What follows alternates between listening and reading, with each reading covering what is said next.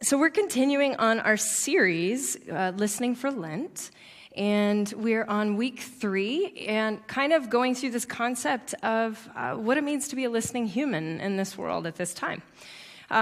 There's a quote by Rachel Naomi Remen that says, "Listening is the oldest and perhaps the most powerful tool of healing. It is often through the quality of our listening and not the wisdom of our words that we are able to affect the most profound changes in the people around us."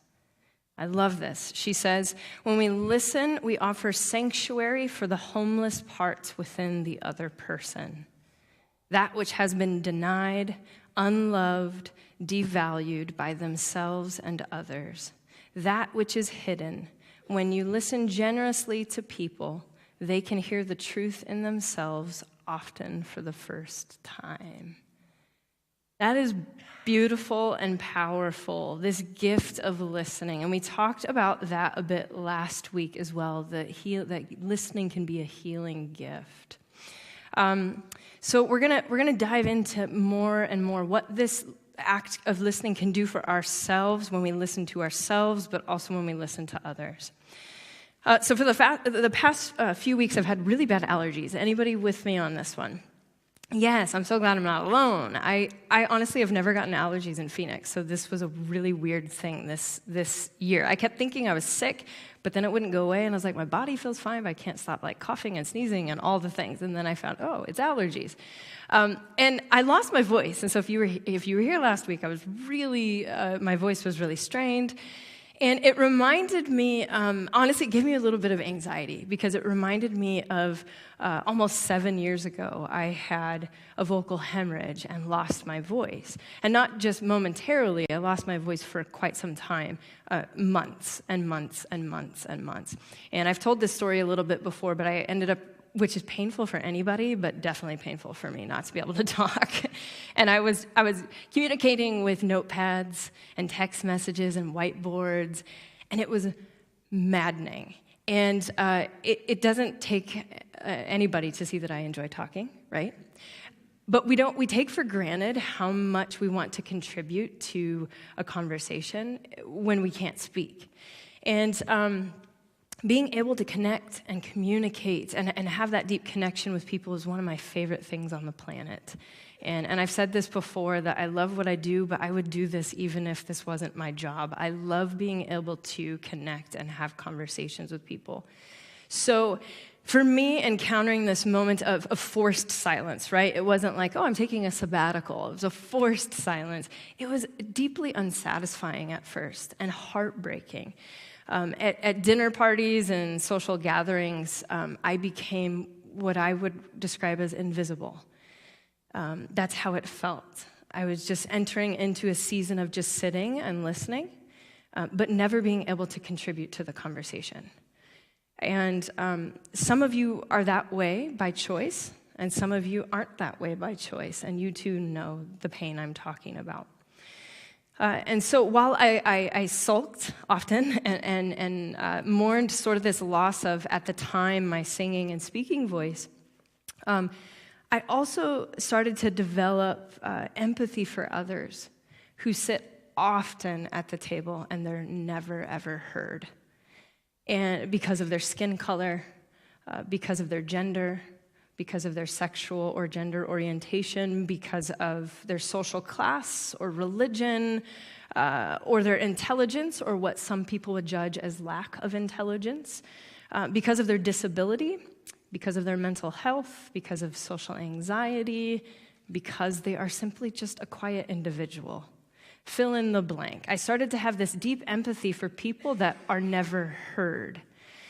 And I started to realize that that those that have a voice, and most of us take it for granted, those of us that have a voice and our voice is heard, we have something called power. And we don't often realize it, that we have power, that people are listening to what we say. And we may not look at it that way, but we dominate the conversation while the other person's not being heard. And so I kept thinking, what do you do with this power? Do you hoard it? Do you keep it all to yourself? Do you abuse it? Do you exploit it? Or do you share and give it to others so that they too may be heard? And then you have this shared power, which is this equality. And I've learned a lot about communicating over the years, and if I'm transparent with you, I still have a lot to learn about communicating. There's times where I think I've communicated something really, really well, and then someone will say how they feel. And I think, oh gosh, that's not what I meant. And so I'm still learning this. Anybody with me on this learning sometimes how to communicate? Sometimes you stuck your foot in your mouth, and you're like, that's not what I meant to say, and yet that's how you're taking it, and oh my gosh, how did we get here? But I've learned that I'm still very much a student, and I think I have a lot to learn. And what I have a lot to learn is a lot of things, but about silence and about listening. And I'm learning what it means to be seen and be heard.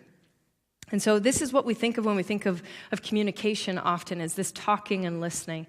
But research data, it shows that we spend about 80% of our waking hours communicating. For those of you that have little ones, I imagine that might be like incessant all the time. So 80% of our waking hours, we're communicating, which I could get off on a philosophical tangent for a long time right there. To me, that is deeply powerful, that our waking moments are just to connect and commune with one another. That's powerful. But yet, we're communicating through different things, through writing, reading, speaking, mostly, ironically enough, through listening. And yet, studies also show that most of us are really poor listeners. In fact, most of us don't retain much past a few minutes of what we've heard. So by the time we get to the end of this message, you will have forgotten all that I've said. Truth, it's just how our brains are wired. You will have forgotten most of what I've said, and you might be able to recall maybe just a few tidbits here and there. And it's normal. It happens to all of us. It used to happen to me when Aaron was the pastor, and I'd go, yeah, he said this thing, it was great, but I don't remember. It happens. We forget. We don't retain much. So it's not only this recall we're forgetting, but we're also just not good listening as far as being engaged with one another. So I thought that was interesting that most of our communication is listening, and yet, ironically, most of us are bad at it. So we tend to think of listening as hearing someone when they speak. Right? Would most people say that's what listening is? You're pausing and listening to someone when they speak. But words convey only 7% of communication. Is anyone surprised by that? Now, if that number is probably much higher for me. But 7%. My wife's shaking her head yes. She's like, oh my gosh, yes. Words only convey about 7% of our communication. So that means that 93% of our communication is actually nonverbal. It's not the things we're saying that we're communicating. It's the things that we are doing that are communicating. So 55% of communication is through body language. So your facial expressions, your gestures, and postures. And then 38% of the communication is through vocal tone. That's why many of you, when someone is like, I'm fine, you're like, you said I'm fine, but your voice was like, I'm fine. You're like, don't buy it. You know what I mean? You're like, I don't believe that at all. And most of you might be looking at your friend or your spouse, and you're like, yep. So we're communicating in other ways, through our body and through our vocal inflections, not just our words. And we think that the words that we say is what really has the weight. That only has a very small fraction of it. It's how we carry ourselves. It's how we appear to somebody. It's the tone that comes across when we say these things. So you can see there's so much more going on in this art of communicating, and in particular, this art of listening.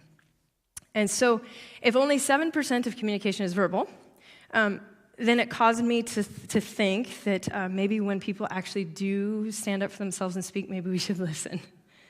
Because that's a very, very small fraction of the time that we're communicating with one another.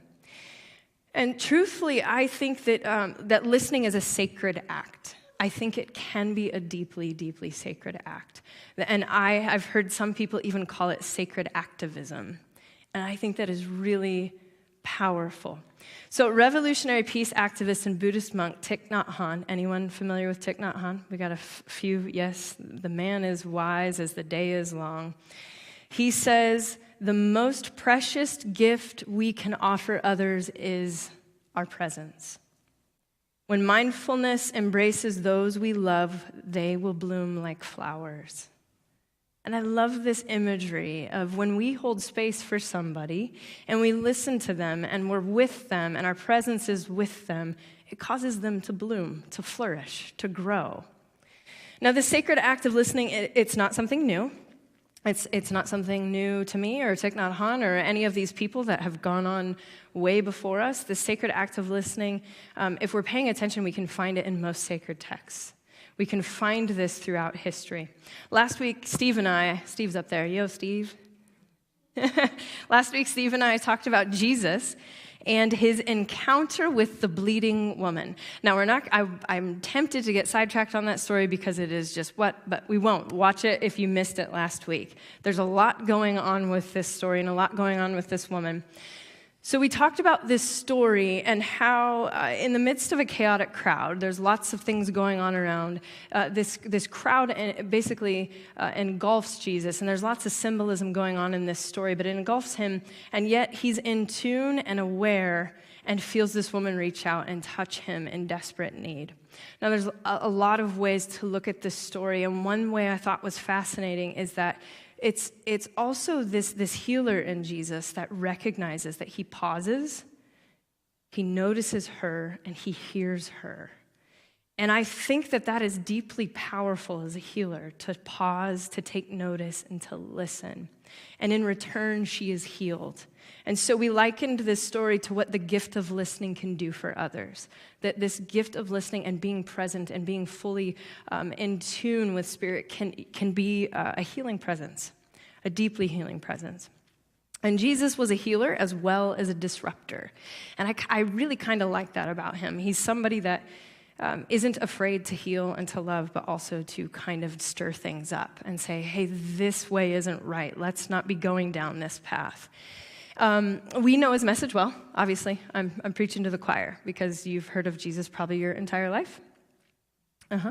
Yep, I would imagine. And if you haven't, well, welcome. And it's a message of love, justice, mercy, grace, inclusion, amongst many, many things. And we know this well, but someone that would have been familiar with his teachings would have been his brother James. Now, there's a bit of controversy, a side note, I like to go on these. The James the Just is also a bit of his nickname. There's also a bit of controversy as to if James was really Jesus's actual brother, or if he was a cousin. And that's depending on how you read and interpret the virgin birth narrative.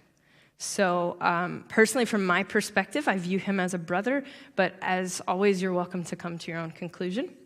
And it's really not important for this bit of the story, so put that where you want it to go. We read from this letter of James that we start to hear similar teaching styles as Jesus.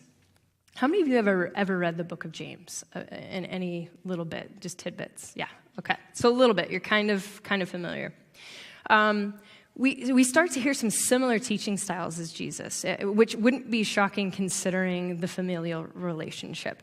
And I tried to imagine the discussions the two of them might have had, like in this room together, growing up, and sharing this dialogue and these kinds of thoughts.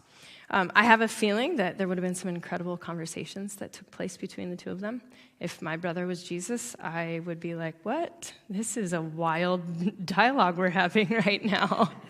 I mean, right? It would be incredible. And I think that, like, conversations about changing the world and interrupting all this injustice and being peacemakers. So this is a little bit about James, and I need to give you a quick backstory so we can even go into why does his letter and what he says even matter? What is his lens as he's writing?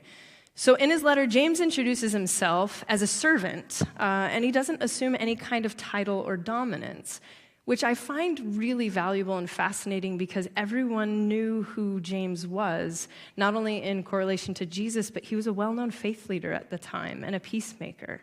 So he's someone with a title, yet he doesn't assume any, and in fact calls himself a servant. He's like humble straight from the get-go. And James pulls concepts from Jesus' famous Sermon on the Mount, and then from the wisdom books, from Proverbs, that he continually is sort of pulling this rich history from that. You could say that the wisdom that that wisdom that he gathered, it influenced him heavily. So his writings were short, they were concise, and yet deeply challenging. And I think that Jesus' teachings were often that way too. They weren't often, they were parables, they were stories, and yet sometimes they were deeply challenging. So James writes in this very, very parallel style.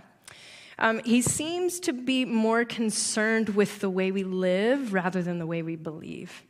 And you get this gist from James. He's a lot more concerned with how you live and show up in the world than how you believe. Is this the opposite of how some of you might have been raised in church? Anybody? Yes. And so he's the opposite of what you see in that. But you could say those are maybe two sides of the same coin. And that the way you believe shapes the way you live, and the way you live shapes the way you believe. They really go hand in hand. So he talks about, which are similar things that Jesus talks about, wealth, social status, how we talk to one another, and he talks about wholeness. Now, he uses this word perfect, but it's not perfect like, hey, you got to have there's kids here, your stuff together. You have to be perfect, right? He's not using that word. He's using it in a wholeness. So to be perfect is like to be whole, to be complete. And so he uses this word wholeness 7 times. He mentions this again and again and again. And you find this word that you start to recognize, wait, James talks about wholeness a lot. Wait, James is actually wanting to bring us to a place of completion, of integrating your head, your heart, integrating all of your actions and your words together. Ironically enough, Jesus talks about very similar teachings, about being whole, about being integrated. How many of you have ever felt out of alignment before? And you know it. You know it. It's either physically manifesting or emotionally or mentally. You just do not feel integrated. And I think I've been there. Matter of fact, recently I've been there, where I've been like, wait, this isn't balanced. This isn't being centered. I feel definitely out of alignment. And so to put a little bookmark in that, next week we're going to talk more about the art of listening to yourself. And so we'll be talking about those of listening to your life. So moments of feeling out of balance, out of whack. We're going to, not next week, sorry, we don't have service next week. I'm going to mess you all up. Don't be here next week. Please do not. We will not be in this building. Next week we have off. The week after we resume. And we'll be diving into living an integrated life within your own self. I'll make that announcement again before the end of service because I'm afraid I just confused the whole world. So this idea of wholeness is an important message. It's an important message to Jesus and James alike. And most of us are familiar, I'm assuming, with this famous one-liner from James. Faith without works is dead. Anybody heard that one? Faith without works is dead. It's ironic, I grew up in a church, we never read that scripture. And it's funny to me because we actually were the opposite. We did lots of faith but never works. And I think maybe that's why we skipped past that part. But James is kind of like, I love this phrase because he's driving this bold in your face like, yo, if you don't actually do anything, your faith is dead. Like if you don't actually get up off your butt and put something into motion and live out a certain way, it's meaningless. It's dead.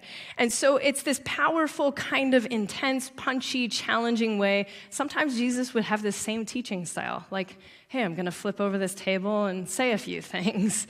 And it was sort of this attention grabber.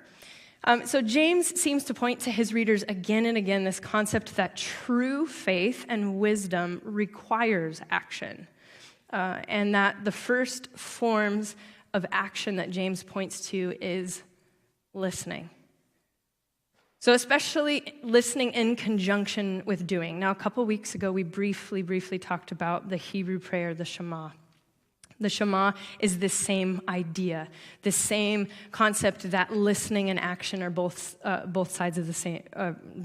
They're two sides of the same coin. They're two different sides of the same coin that you can't have one without the other. That really to live this spirit-filled life, it should be listening and doing. It should be both. And so we live in a world where I personally think it can be easy to forget the application part of the wisdom. We can inundate ourselves with all kinds of knowledge. Books, anybody an avid book reader? I am obsessed, and I've actually kind of put a pause on the ordering on Amazon because I love to just get books, and then I'm not even done with the book yet, and I'm like, let's get another book, and it's crazy. Podcasts, anybody? You can just be like, podcast, and consume this knowledge, and blogs, and TV shows. You can consume without ever taking a moment to pause and actually let that wisdom take root and sink in so that you then can take action. So instead, it can just be this real consumeristic way of living. Now, when James talks about listening, he says these words in chapter 1:19. He says, everyone should be quick to listen, slow to speak, and slow to become angry. Now, I love the Message translation of this text because it says, lead with your ears, follow up with your tongue, and then let anger straggle along. And I like that because do you think, when I read this ancient wisdom, do you think that we live in a culture that reflects that? We lead with anger? Yeah, I would say we lead with anger or our tongue or at the same time. It's clearly like, blah, let me yell at you and tell you what I think first, and then I'll listen to you. And this is often our form of communication. And if you've noticed and pay attention, it's not just on social media, it's in dialogues. We often interject our opinion first and then pause and think and listen later, instead of the other way around of what does it mean to pause, listen with our ears, absorb that, then follow up with our dialogue. And then, you know what? Anger can come along, but it's not driving the thing, right? So it's here, but it's not first and forward. And when we pause to listen first, and I mean truly listen, right? I'm not just talking about the listening that's, which I have been guilty of, and I hope I'm not alone for feeling guilty in this. The kind of listening that you're hearing somebody in order to collect your thoughts so that you then could give them sort of a rapid-fire response. Anybody with me? Okay, good, because I felt like I was on a ledge all by myself. You're listening to somebody, and you are, but you're also having your own dialogue, and you're like, oh, I'm going to say this thing. Oh, yeah, this one thing. Instead of like, no, pause and actually listen to what they say in order to understand.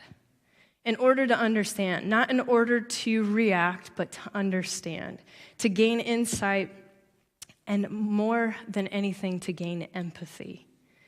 And once you've gained understanding, then you might be surprised that it actually may cause you to act instead of react.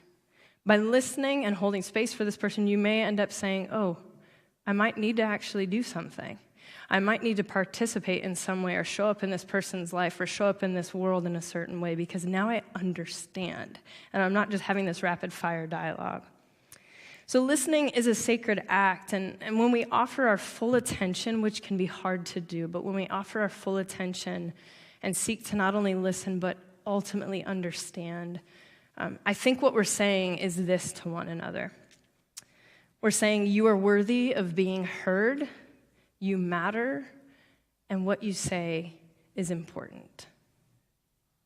And it's hard, especially with cell phones, because how many of you have done this or have had this done? You're having a conversation and someone is like this, or you've been guilty of it. We've all been that way. And I understand that takes our time. But sometimes even just being mindful of it for a moment, even just a moment, being mindful of that and putting it here for 2 seconds to hear somebody and give them this. Give them this, the worthiness of being heard, that they're worth it, they're valuable being heard, that they matter, and that what they say is important. And by listening, you're offering what I think is not a voice to the voiceless, because everyone has a voice. Everyone has a voice, but not all of us are listening. And we often say that, a voice to the voiceless. No, the people are already speaking. We're just speaking over them, and we can't hear them. Fill in the blank with whoever that them is. That could be marginalized folks. That could be your spouse. It could be anybody.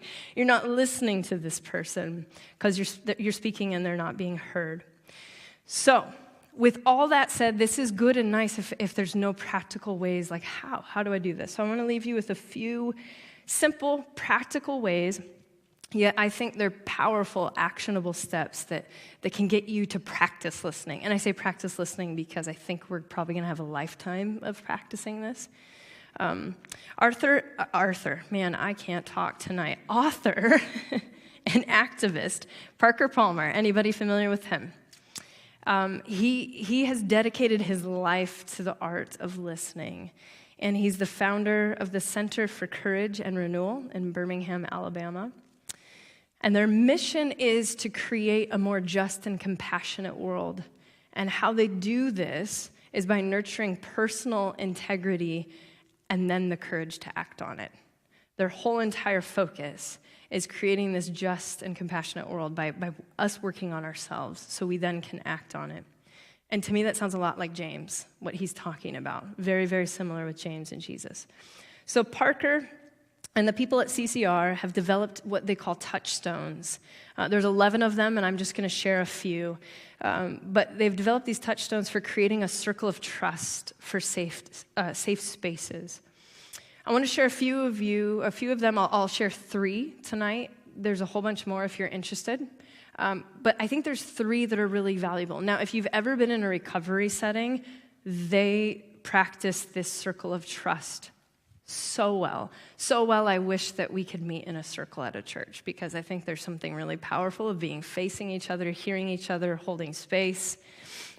So those 3, if you're interested, you can take pictures, take notes, file it away in your brain. But these are 3 ways that we can actually listen and engage with one another. The first would be embrace wonder. So when someone is sharing their viewpoint, and maybe you're not sure where they're coming from, or maybe you don't agree with them, because I know this happens often, and this happens often in this world today. If you don't agree with them, you don't share their viewpoint, pause, take a moment to ask yourself these simple questions. I wonder why they feel and think this way. I wonder why they feel and think this way. Again, you're not thinking to respond. It's all about them. I wonder why they think and feel this way. And then ask, I wonder what experiences brought them to this conclusion. Okay, so this is helpful in a practical world. When you get somebody that's really angry, really upset, you dig deeper and you find out there might be a reason they think this way. Now, is their behavior justified? No, but it can create a bit of empathy in knowing this person's path. So by embracing this wonder, it makes the listening about them, not about you. It wholly and completely makes it about them by trying to truly understand their experience. So embracing wonder would be the first touchstone. The second one would be embrace your inner teacher. My goodness, I've been doing this one a lot lately. This one is vital because this type of wonder is to go ahead and let your inner teacher, your wisdom that lives within you, guide you by asking the question, I wonder what my reaction teaches me about myself. That's hard. You hear someone, you disagree with them, and you feel this thing bubbling up in you. Pause and think about, what is this teaching me about myself? Could be completely justified, might not be. I've met certain people, and for whatever reason, and some of you might know what this feels like. You meet someone, and for whatever reason, they rub you the wrong way. Does anyone know what I'm talking about? You don't even know why. And you're like, gosh, I'm a nice person, and I want to like everybody, but they're rubbing me the wrong way, and I don't get it. And then I stop, and I pause, and I'm like, what is it about this person that's teaching me about myself? There's something in them that's teaching me. And so I need to buckle down and go, okay, well, I'm going to let this inner teacher guide me. So sit with that one. That one's a fun one. The last one is ask open-ended questions. Some of you do this so well, and I say some because I haven't had one-on-one discussions in depth for a long time with every single one of you, but there's some of you that do this really well. So when you're having a conversation with someone and maybe you're not sure how they feel, maybe you disagree, maybe you just would like a further understanding, but you also want to create this safety and trust. Asking these open-ended questions is vital. So they say something and you're like, I'm not sure. lean in and say, could you tell me more about that? And what do you mean by that? Sometimes even reframing. So when you say this, what do you mean by that? When you said earlier, I heard you say this, say more. And it kind of invites them in this space of being able to share, to be able to share more. And it invites you into a space of being able to have a glimpse into understanding them more as well. So questions, I think they help cultivate deep listening. Deep listening. And this is an art form that Jesus, Thich Nhat Hanh, Thomas Merton, all the best therapists in town, they all know how to do this well. And I've noticed that actually, if I pause for a minute, all of my favorite wisdom teachers of any kind are really great at listening and really great at asking questions. They're often not the ones with the bullhorn yelling for days and days. They're actually the people that pause and reflect. So I want to invite the musicians to come up at this time. But as we go through, we have next week off, and then we meet again on the 6th, April 6th. So we have a little bit of time open, which I think is great, because what I'd like is maybe for us to practice some of these things and observe. I've invited you into this Lenten series to take a note, if you're the journaling kind, to write things down, to kind of take a note of when I'm having these conversations with people, and it is rubbing me the wrong way, why? And is it a behavior that I see that I think is maybe a wrong or unjust behavior, or is it something in me that maybe it rubs up a bit against my own ego? Maybe it's rubbing up against something in me that I need to work on. And so taking this time to be mindful and aware of that, but also more than anything, taking the next 2 weeks to be mindful and reflective on other people. And it's a challenge, and it's I think, a stretch. But when you're having these conversations with people, putting their words first and pausing to listen, to seek, to understand. And as we join into this next song together, I also want to invite you into thinking of folks that maybe the voices that aren't heard. The voices that aren't heard because maybe nobody's listening, because we're a world that won't stop talking. And I'm one of them. And so how can we be in a place that says we're going to sit and listen to the needs of others? Spirit, lead us and guide us. May we be a people that would hear those around us. May we be a people that would hear and listen deeply. Listen to have empathy and listen to act, but not be a people that would listen to react. May we listen to the needs of our world around us and those we love and those we don't. May we always listen to the leading and the prompting of your divine love.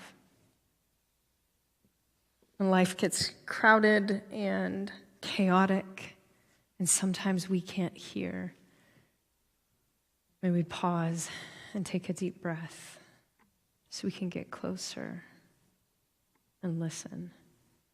May we be united in love, united in peace, and may it be so,